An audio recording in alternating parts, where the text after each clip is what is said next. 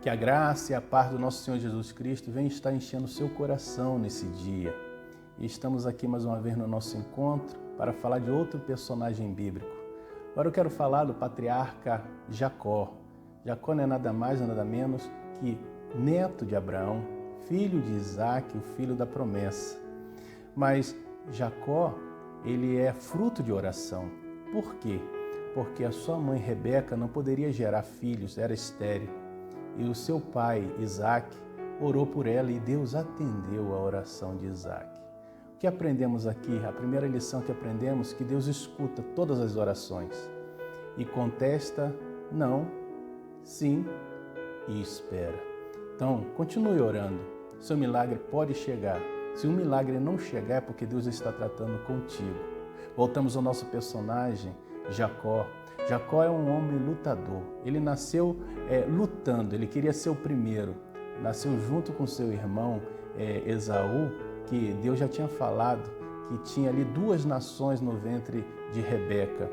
O maior serviria ao menor. Já tinha promessa para Jacó, mas Jacó queria ser o primeiro e nasceu agarrado no calcanhar de Esaú. Aliás, a vida de Jacó sempre foi de luta.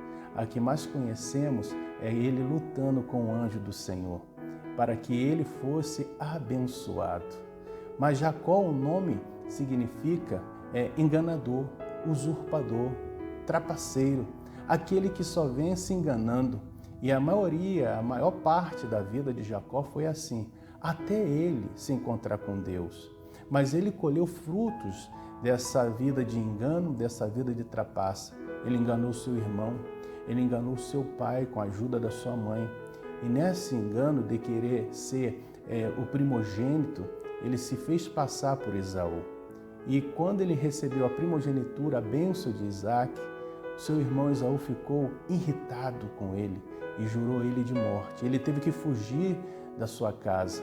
E aqui entra já outra lição, que as mentiras e as nossas vidas de pecado podem dizimar a nossa família, pode destruir o nosso lar, pode destruir o nosso casamento, porque Rebeca não viu mais o seu filho amado.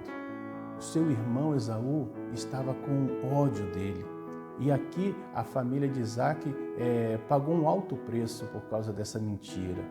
O filho querido de Rebeca não voltou mais ao seu lar, fugiu e foi viver agora com o seu tio Labão. E agora ele começa a viver uma segunda etapa na sua vida.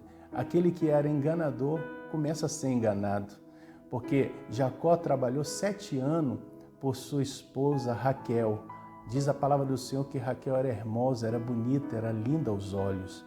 E ele trabalhou 7 anos e o tempo se passou como se fosse dia, porque ele amava Raquel. E aqui entra outra lição. Vocês jovens, né? Aquele pedido de prova de amor, cuidado. Aquele que ama espera. E Jacó esperou os 7 anos. E quando chegou nesse vencimento dos 7 anos, foi o dia do seu casamento. Sabe o que aconteceu? Labão entregou a sua filha maior para ele, Leia. A Bíblia fala que Leia não era tão bonita. E quando Jacó, pela manhã, se despertou e viu Leia, ele ficou zangado, né? Mas aí vem uma máxima da palavra de Deus. De Deus ninguém pode se escarnecer. O que o homem semeia, ele ceifará. Então, Jacó semeou mentira e engano e agora ele estava sendo enganado, né? Ele foi enganado pelos seus filhos, quando o seu filho predileto, José, né, foi vendido como escravo ao Egito. Eles pegaram a roupa de José, rasgaram, colocaram sangue de animal ali e falou para Jacó que o filho dele havia sido morto. Então o que acontece? Aprendemos muitas e muitas lições na vida de Jacó. Aprendemos que um grande líder pode se tornar um servo, porque ele trabalhou mais de 20 anos ali para seu tio Labão como servo. Aprendemos, sabe o quê? Que nós não somos netos de Deus. Porque um dia, quando ele estava fugindo da casa do seu pai, ele colocou uma pedra como travesseiro, dormiu ali e ele viu uma escada que ia da terra aos céus e anjo do Senhor subia e descia. Mas ele viu alguém que estava na ponta dessa escada que falou: eu sou o Deus de Abraão, eu sou o Deus de Isaac. Mas ele não pronunciou "eu sou o Deus de Jacó", porque Jacó necessitava ter um encontro com Deus. Jacó necessitava ser transformado. Jacó não tinha mais que ver a vida enganando e sendo enganado. Ele necessitava ter um encontro com esse Deus poderoso. E agora Jacó luta com esse anjo. Esse anjo é uma teofania do próprio Deus lutando com Jacó para quebrantar esse coração duro, esse velho homem que todos nós um dia tivemos ou ainda temos. E ao lutar, Jacó pergunta o nome do anjo, mas o anjo primeiro pergunta o nome de Jacó, perguntou qual é o seu nome. E Jacó necessitou ser confrontado.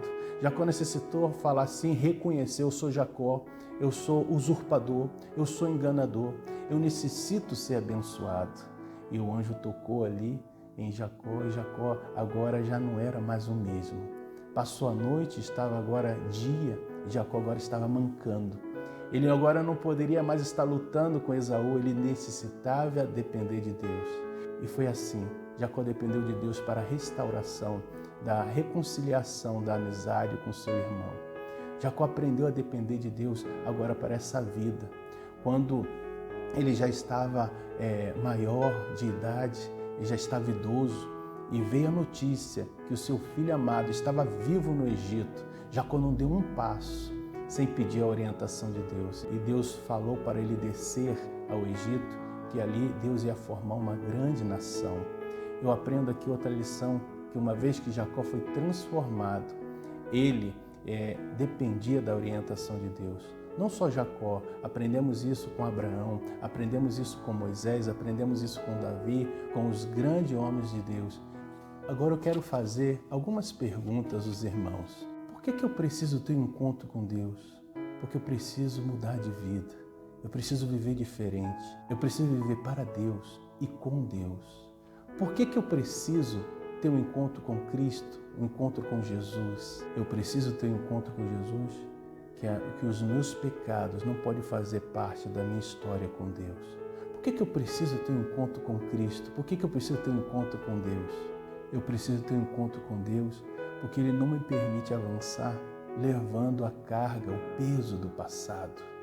Ei, você pode ter cometido muitos erros na sua vida, mas os seus erros não te convertem em um erro. Jesus conserta a sua vida. Por que eu necessito ter um encontro com Deus? Porque aquilo que você vê em você não é aquilo que Deus gostaria que você fosse. E eu quero te dizer, o mesmo Deus que transformou a vida de Jacó é o que transformou a minha vida e transformou a vida de muita gente. Ele quer transformar a sua também. Seja confrontado, mude de vida, deixe essa vida de engano, essa vida de pecado e se agarre a esse Deus que transforma, esse Deus que quebranta, esse Deus que nos dá uma nova vida.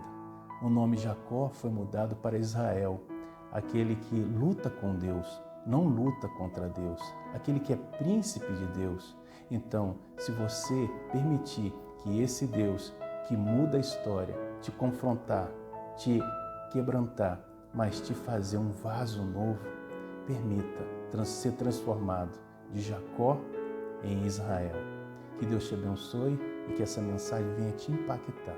No poderoso nome de Jesus. Amém.